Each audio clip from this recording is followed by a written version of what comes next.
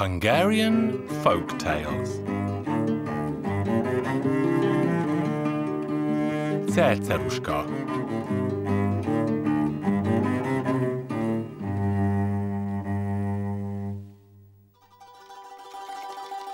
Once upon a time, there lived a widower who had 2 daughters. His next-door neighbour was a widow who never stopped recommending herself to the man. "Hey, neighbour, take me for your wife. You won't regret it. I will bring up your 2 daughters, and I'll be like a real mother to them." One day, the poor man finally gave in and married the widow next door.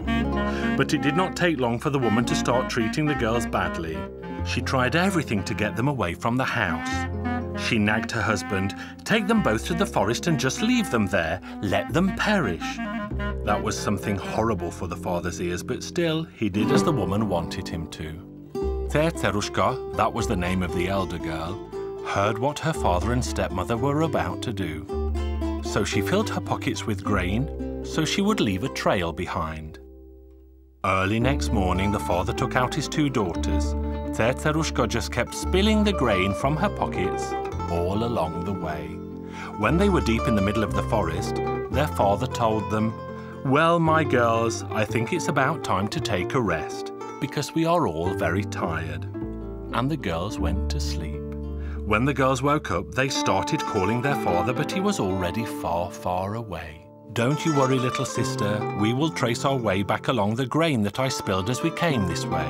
But they couldn't find the grain because the birds had pecked it all up, and the girls just couldn't find their way home. On top of all of that, their stepmother had cursed them before they left. "If you drink from the track of an animal, you are going to change into that animal." As they were walking in the endless forest, the younger girl became thirsty. She spotted the footprint of a cow that was full of clean water.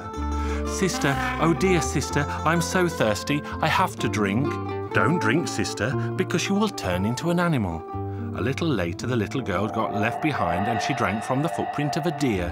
When Cerceruszka looked back, she saw the little deer running after her. Cerceruszka kept on going forward with the deer following her until she finally found a hollow tree. There she gathered up some dry leaves and made a comfortable bed. One day a young prince was hunting in the forest and he spotted the beautiful Cerceruszka. The prince called after them, "Come on out, you beautiful girl." "I cannot, because I have a dear sister and you want to kill her." "Come on out with the deer. I won't touch her."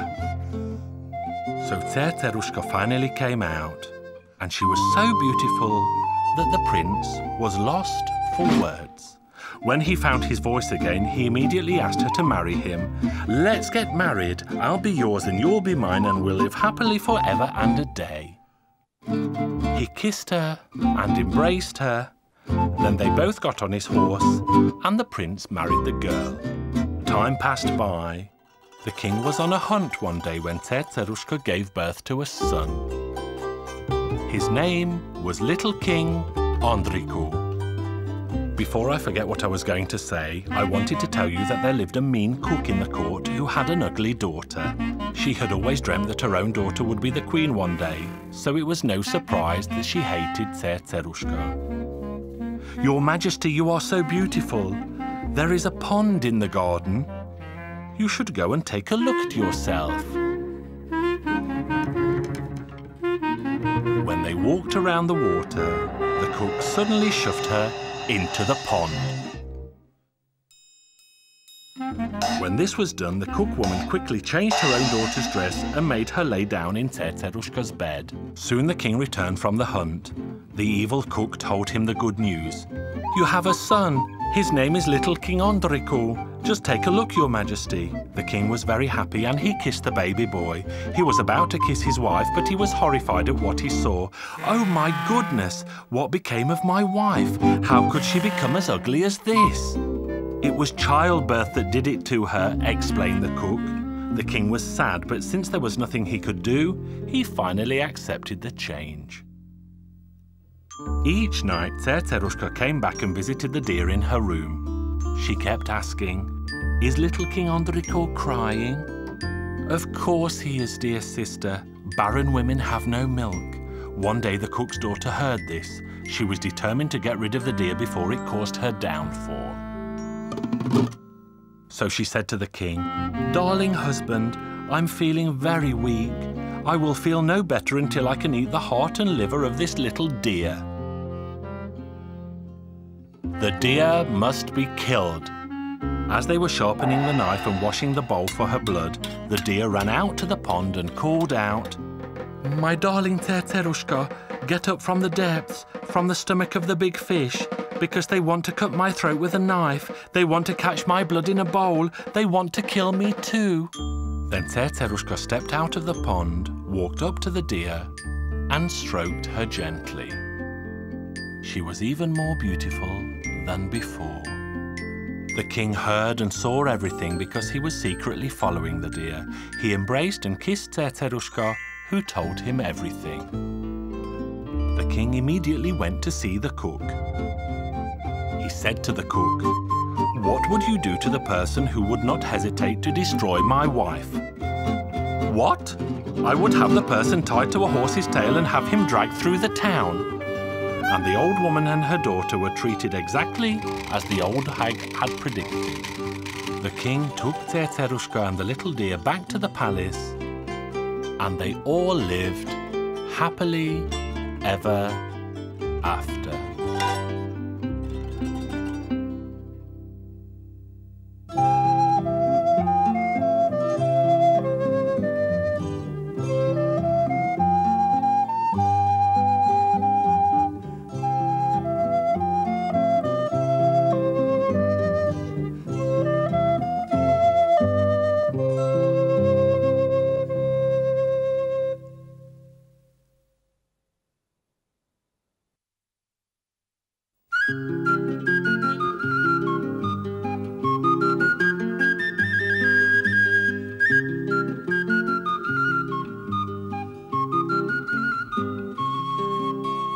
Hungarian folk tales.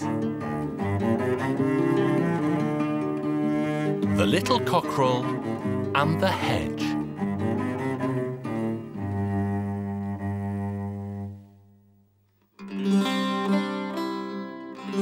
Once upon a time, a little cockerel went out under the hedge to scratch around. He scratched and scratched around until the hedge was uprooted. Along came a magpie and asked the uprooted hedge, "Now what's the matter with you, hedge? Only yesterday you were standing here all healthy and strong." "Dear me, brother magpie," replied the hedge, "the little cockerel came out to scratch around under me, and now I'm uprooted." "Well then, I'll pull out my fine tail," said the magpie, and he pulled out his own tail feathers just like that. Off he flew to a walnut tree. The walnut tree was astonished at how scruffy the magpie looked. So the walnut tree asked, "What's happened to you, brother magpie? Only yesterday you had a fine tail, and now you are all scruffy." "Dear me, brother tree," answered the magpie, "the little cockerel went out to scratch around under the hedge. The hedge was uprooted, and I pulled out my fine tail." "Well then, I'll clip off my fine twigs," said the walnut tree, and he clipped off his twigs just like that. Around noon came a deer to rest under the walnut tree out of the great heat. She could see that the walnut tree was now completely bald. "What happened to you, walnut tree? Only yesterday you were green and flourishing. Now today you're all bald." "Dear me, sister dear," answered the walnut tree. "The little cockerel went out this morning to scratch around under the hedge. The hedge was uprooted, the magpie pulled out its fine tail feather, and I clipped off all my twigs." "Well then, I'll chase away my two fine sons," said the deer, and she sent them both away just like that, for which she grieved and grieved. When she felt thirsty, she went to the well for a drink. Now the well was astonished to see the deer appear alone, because she always brought her two fine sons with her. So the well asked, "How is it you are on your own today, sister dear? Where have you left your two fine sons?" "Dear me, Brother Well," said the deer. "The little cockerel went out this morning to scratch around under the hedge. The hedge was uprooted, the magpie pulled out its fine tail, the walnut tree clipped off all his twigs, and I sent my 2 fine sons away. Well then, I'll turn my fine wine into blood," said the well. And so he did. Now when Sarah, the serving girl, went to the well with her pail, she asked the well, "What's this, well? How is it today that you're full of blood instead of your sweet water?" "Dear me, Sarah," said the well, "the little cockerel went out this morning to scratch around under the hedge. The hedge was uprooted, the magpie pulled out his fine tail, the walnut tree clipped off all his twigs, the deer sent her 2 fine sons away, and the water in me has turned to blood. Well then, I'll beat my own head with this pail." And so she did, and off she went with a swollen, battered head back to her mistress. Her mistress asked, "What happened to you, Sarah?" "Dear me, mistress," said Sarah, "the little cockerel went out this morning to scratch around under the hedge. The hedge was uprooted, the magpie pulled out his fine tail, the walnut tree clipped off all his twigs, the deer sent her 2 fine sons away, the water in the well turned to blood, and I beat my own head with the pail. Well then, I'll spread my dough all over the wall." It was just ready for kneading, but she went ahead and spread it all over the wall. Now when the master of the house came home that evening, he saw that the dough was spread all over the wall. "Have you gone mad or what, dear wife, that you spread the dough all over the wall?" "Dear me, husband, the little cockerel went out this morning to scratch around under the hedge.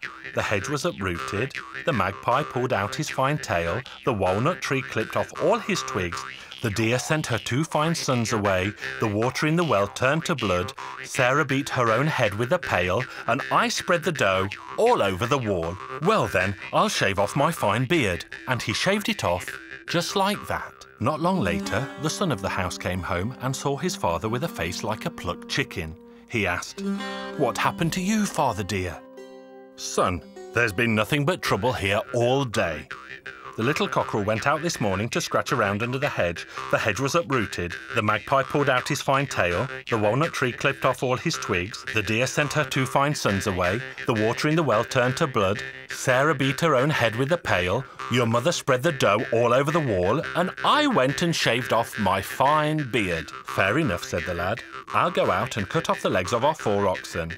With that, he picked up his axe, went to the byre, and straight away cut off a foreleg of one of the oxen. He was just about to take the axe to another when a soldier just happened to arrive and cried to him, "Have you lost your mind, my lad? What are you doing to that ox?" "Dear me, soldier, sir. The little cockerel went out this morning to scratch around under the hedge. The hedge was uprooted, the magpie pulled out his fine tail, the walnut tree clipped off all his twigs, the deer sent her 2 fine sons away, the water in the well turned to blood, Sarah beat her own head with a pail, my mother spread the dough all over the wall, my father shaved off his fine beard completely, and now I'm cutting off the legs of our 4 oxen." "Only when the moon turns green," shouted the soldier, and gave the lad such a beating with the flat of his sword that it was all he could do to stagger back into the house. The soldier drove the oxen off to the fair and sold them. With his time served as a soldier, he was free to marry, and from the oxen prize he threw a great feast of a wedding, and they all lived happily ever after.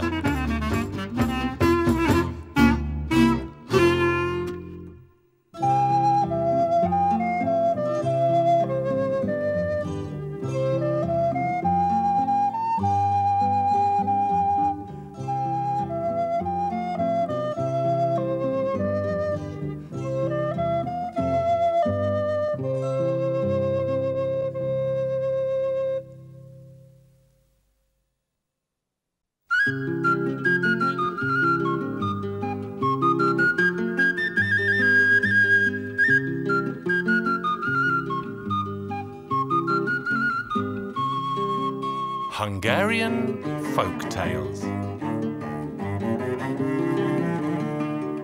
The Poor Man and His Fiddle.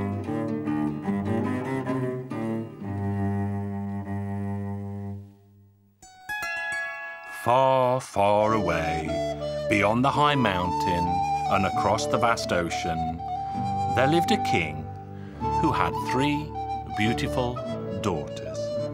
One day the Queen said to the 3 daughters, "Off you go, girls, to the forest to pick wild berries, and whoever picks the most will have my red skirt." So off they went, and they picked and picked berries as fast as they could. When noon was near and the sun high, they settled down in the shade of a tree and looked to see which of them had gathered the most. Now the youngest had picked more than her 2 sisters together.